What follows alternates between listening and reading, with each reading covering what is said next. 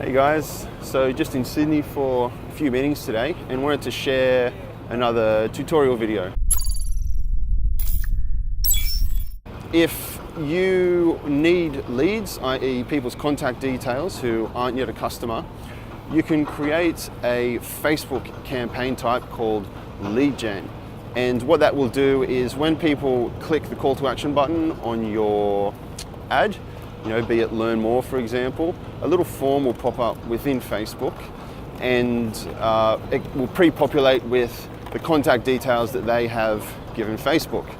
They have the opportunity to edit those contact details, and you also have the opportunity to add additional fields, custom questions they call it.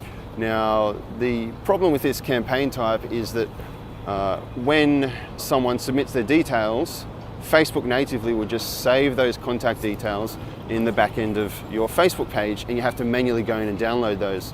We use software called Zapier, which will not only, for example, send you the contact details to your email or your staff's email, but will also integrate with other apps.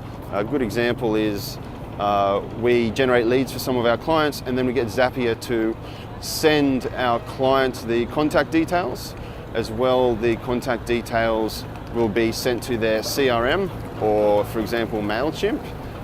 And finally, we can have their contact details put into a Google Sheet, which is like an Excel spreadsheet, where their sales team can follow up and leave notes and so on and so forth.